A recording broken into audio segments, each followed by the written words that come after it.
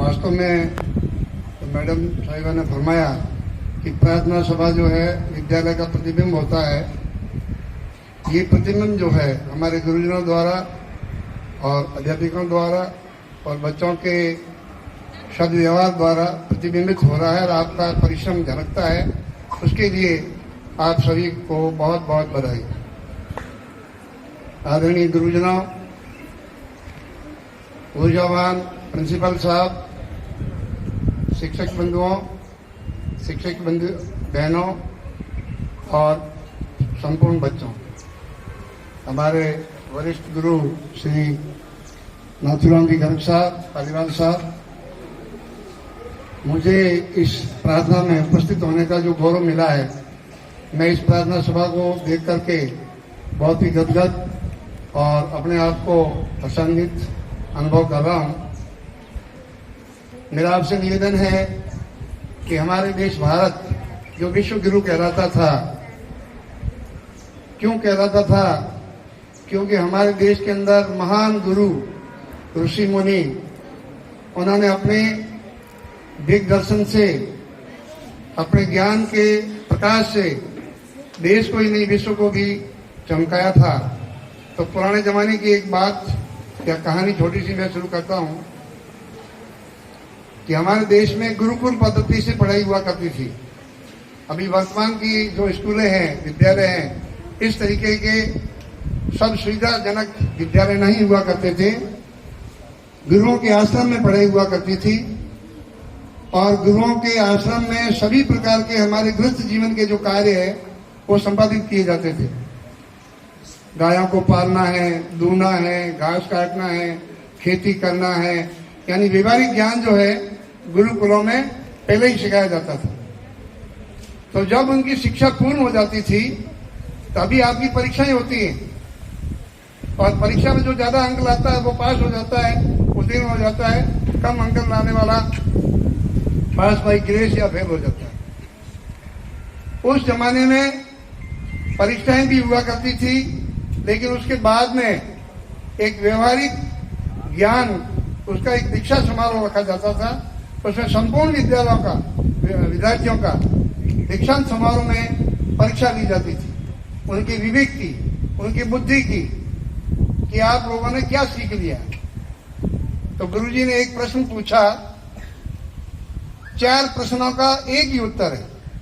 ऐसा संभव होता है क्या? हमारे उस जमाने की जो शिक्षा थी वो काव्यात्मकता ज्यादा थी, उसमें गद्यात्मकता कम थी। तो गुरुजी ने अपने शिष्यों से पूछा कि घोड़ा अड़े पान सड़े विद्या विसर जाही, रोटी जले अंगार ते कह चेला केंदाही। ये 4 प्रश्न पूछे गए और उत्तर एक ही। चारों ही प्रश्नों का उत्तर एक है कि भाई घोड़ा कब अड़ जाता है, विद्या कब विसर जाती है। विसरना यानी भूलना। घोड़ा अड़े पान सड़े विद्या विसर जाही। पान जो अपन खाते हैं ना, तांबुल पत्ते, तो वो कब सड़ जाते हैं। रोटी जले अंगार ते, रोटी जब तवे पर या अंगार यानी खीरे उनके ऊपर रखी हुई जल कब जाती है, किस कंडीशन में। ये आपसे पूछा गया प्रश्न। 4 प्रश्न है। घोड़ा अड़े पान सड़े विद्या विसर जाही, रोटी जले अंगार ते कह चेला केंदाही। उत्तर है, आप में से किसी को याद है? 4 प्रश्नों के उत्तर एक ही है।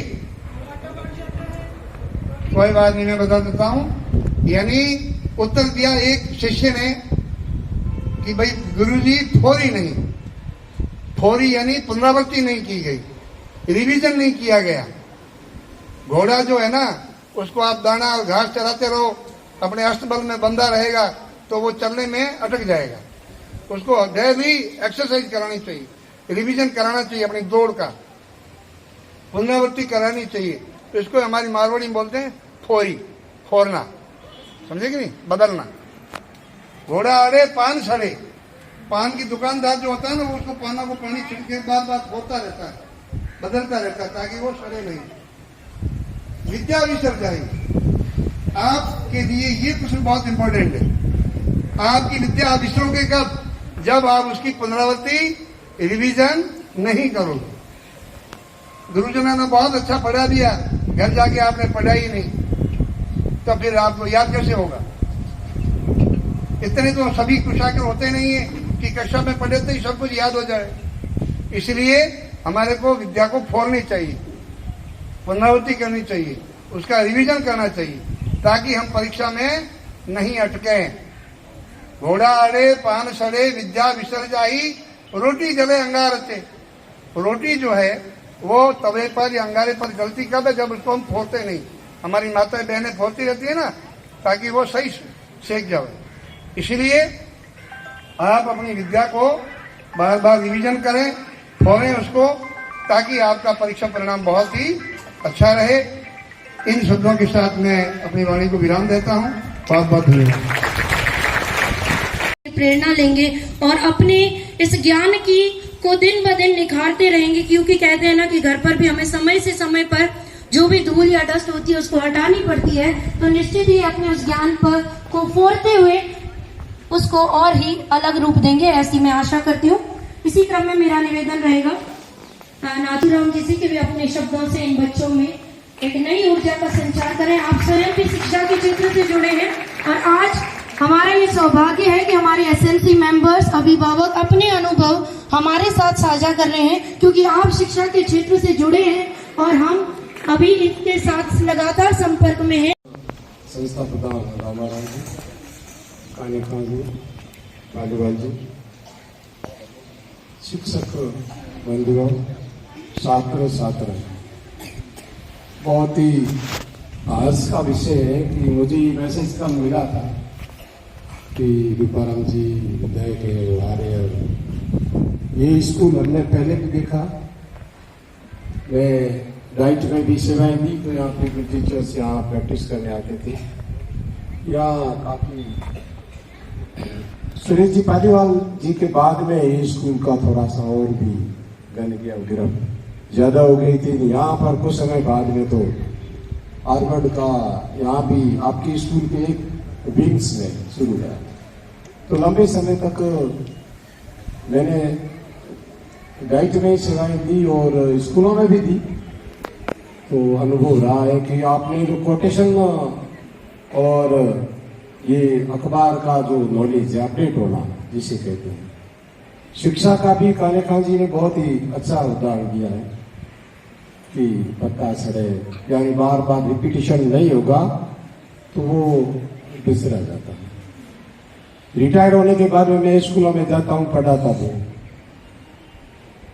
कल भी बालिका में वहां जाकर के अंग्रेजी का पीरियड लिया, गांव में जाता तो गांव में भी लेता, क्योंकि उस ज्ञान का कुछ नहीं होगा। होता ये कि उसको वास्तव में किताबों के रूप में ऑनलाइन में दे देना चाहिए। शरीर नश्वर है निश्चित रूप से, लेकिन आत्मा अजरमर है। आया है वो सो जाएगा, लेकिन आपका भी निश्चित पीरियड है, हमारा भी निश्चित है, लेकिन उसको हाउ टू यूज, उपयोग कैसे करें, किसके लिए भेजा है निर्धारित होना चाहिए। अपने संसार में आए हैं, संसार में कुछ नहीं किया, केवल खा पी करके रवाना हो गए तो क्या किया, लेकिन आपका उद्देश्य होना चाहिए निश्चित रूप से। उसमें भी कुछ बातें, संगति का बहुत ज्यादा फर्क पड़ता है, वातावरण का बहुत ज्यादा फर्क पड़ता है। अभी आप जयपुर वगैरह में जाएंगे तो कोई ज्यादा बच्चे इधर उधर ही कम ही घूमते हैं, कंपटीशन में लगे हुए। और कंपटीशन में भी एक बात है कि कोटा वगैरह में अपन देखें तो वहां क्या है, हताशा ज्यादा होती है, पेरेंट्स भेजते हैं, वहां सुसाइड अधिक कर देते हैं बच्चे। क्यों करते सुसाइड? इसके लिए भी बहुत कुछ वहां स्टडी हो